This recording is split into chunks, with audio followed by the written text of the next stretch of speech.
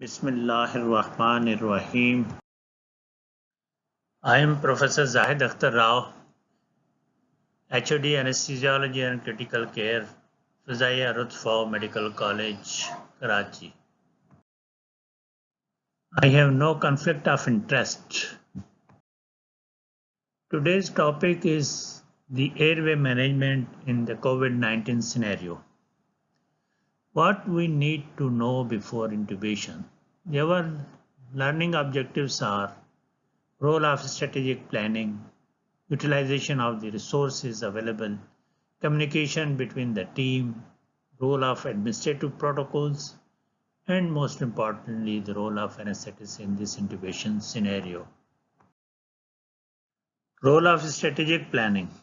This is the most important part of airway management. We must have alternate plans and every member of the team should know it. We must have a very clear plan A, that is the preparation, oxygenation, induction, mask ventilation, and intubation. If plan A fails, then plan B should be immediately available. That is rescue oxygenation using supraglottic airway devices. And if it fails, then plan C, that is the face mask ventilation using both hands should be immediately available. And if the plan C fails, that it cannot intubate, cannot ventilate, then the plan D should immediately available, that is the front of neck access. In the scenario of COVID-19, one should not rush for intubation without having proper donning. Safety of healthcare provider is first. We must use the available resources judiciously. We have protective face shield as the intubation is aerosol producing process, so we must have planning not to produce aerosols or prevent to be affected by these aerosols. So use either intubating box or a transparent plastic sheet over the neck and face of patient.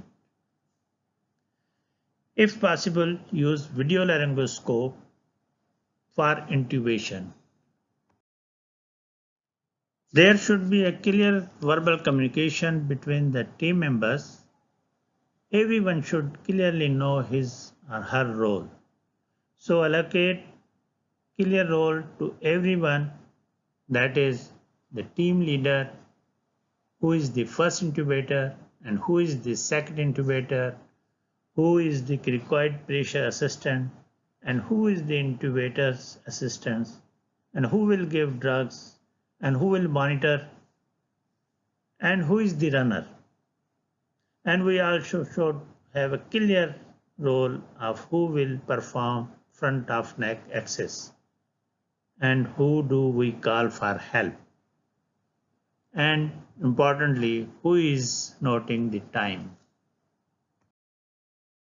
For the safe intubation, there should be a written administrative protocol and checklist that includes preparation of patient, that there should be reliable IV access, optimized position of the patient, airway assessment beforehand, and optimal pre-oxygenation.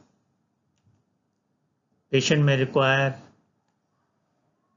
CPAP, NIV, or nasal oxygenation, and there should be optimized patient state if patient requires fluid, pressure, or inotropic drugs. Is there any allergy? If there is an increased potassium risk, avoid dexamethasone.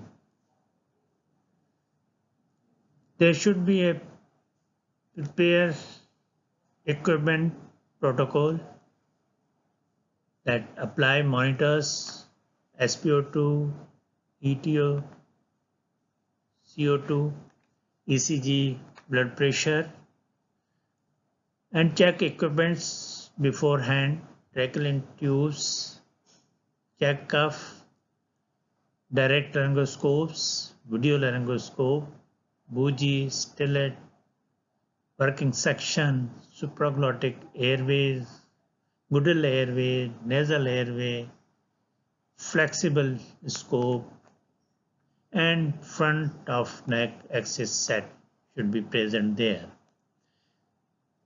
One should also check drugs, consider ketamine, muscle relaxant, pressors, inotropes, and these sedative drugs.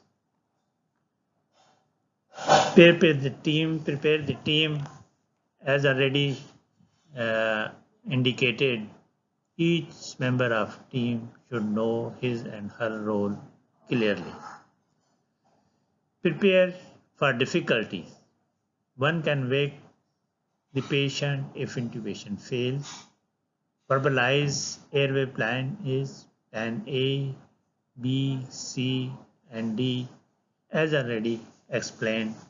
They should clearly be written down, and each and every person of the team should know these protocols.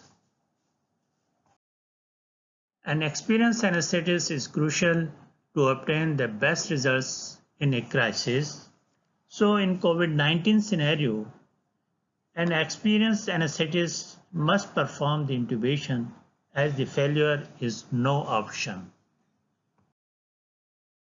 So the take-home message is that should have a clear plan A, plan B, plan C, and plan D, and should know the optimal use of available resources, and one should have clear communication between the team and should know clear administrative protocols, and the failure is no option.